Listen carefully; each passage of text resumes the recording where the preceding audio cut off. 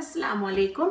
आज આપણે બનાવે છે એક બટેટાનું મિક્સચર જે તમે વાપરી શકો છો। એની જો તમને કોઈ પણ વસ્તુમાં ભરવું હોય, હું એક વિડિયો કરવાની છું જે મધમાખીનું ઘર જેવું લાગે છે, હોર્નેટ્સ, તમે એના સાથે ભરી શકો છો, તમે સમોસા ભરી શકો છો। તો હું એક સિમ્પલ રેસિપી કરું કે તમને હું બતાવું કે તમે કચોરી કાંઈ પણ તમે કરો તો તમે આ બટેટાનું મિક્સચર એમાં ભરી શકો છો। હવે આ રેસીપી છે કે જે મારી મમ્મી પાસેથી હું શીખી છું, પણ આપણે જરાક આજે કંઈક જુદું કરશું। તમને બતાવીશ કે આપણે શું જુદું કરશું। એમાં આપણે નાખશું લગભગ 2 ચમચા ઓલિવ ઓઇલ કે જૈતુનનું તેલ, એમાં નાખશું આપણે 1 ચમચી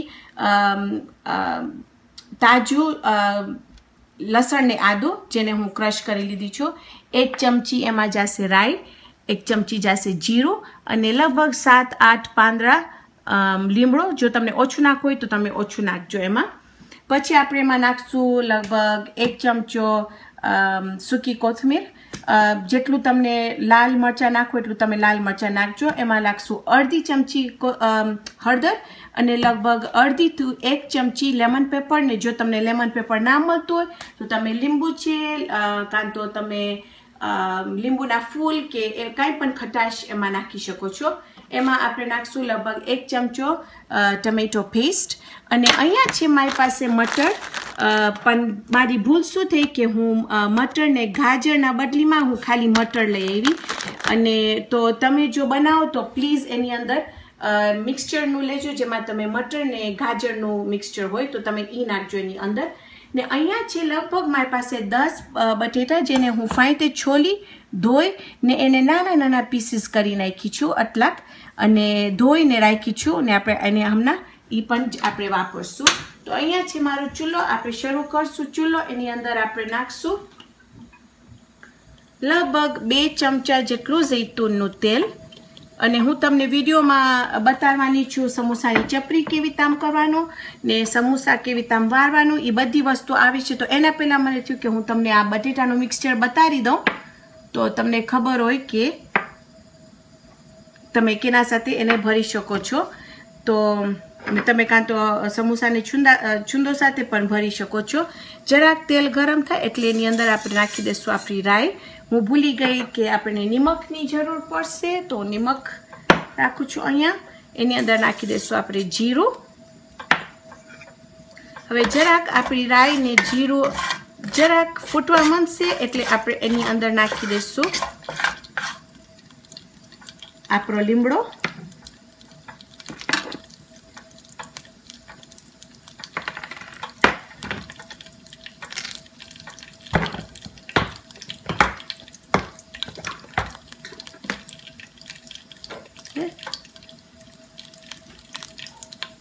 તો એ જરાક ફૂટવા આવ્યું છે તો હું નાખી દઈશ એમાં લીમડો,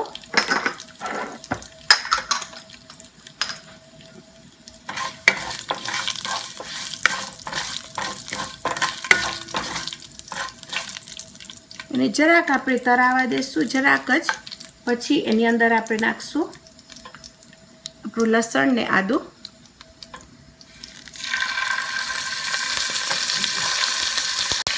પછી આપણે નાખશું એની અંદર લગભગ 2 ચમચા જેટલું ટમેટો પેસ્ટ।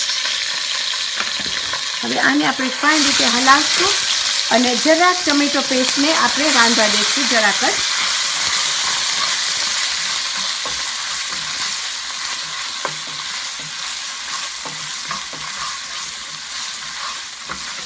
ઓકે, પછી આપણે નાખશું એમાં આપણું જે આપણે પિઝામાં જે મરચાં વાપરીએ છીએ એ નાખશું। જો તમને લાલ મરચું નાખવું હોય તો તમારા ઉપર છે, મને બહુ તીખું નથી કરવા। અડધી ચમચી જેટલી હળદર, થોડુંક લેમન પેપર,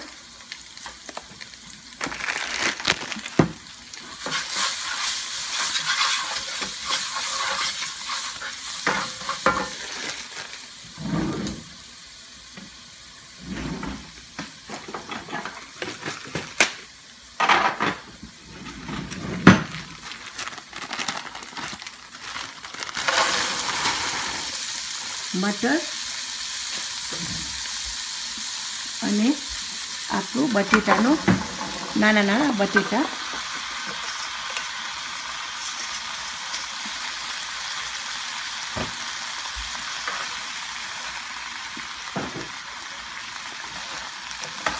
હવે આ બધું આપણે ફાઇન રીતે ને હલાવી નાખશું. એમાં નાખી દઈશું આપણે નિમક, જેટલું તમને ગમે સ્વાદ માટે. મારી પાસે અહીંયા ઘણા બધા બટેટા છે, હું લગભગ 2 ચમચી જેટલું અંદર નાખી છું.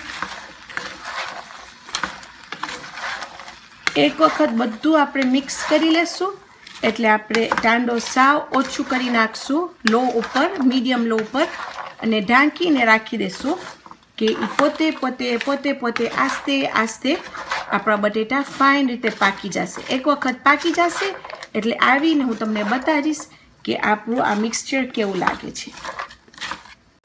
તો લગભગ 20 મિનિટ લાગી, તમે જોશો તો બટેટા ફાઇન રીતે પાકી ગયા છે અને સ્વાદમાં પણ બહુ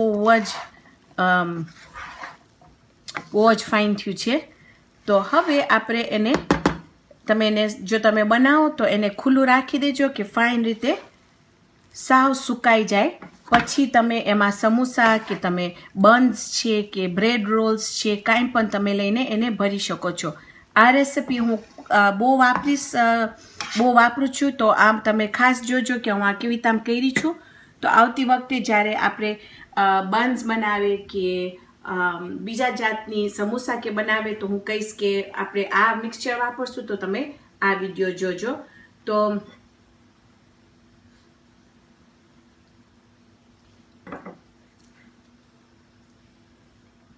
ખાટું તીખું બહુ જ ફાઇન થયું છે.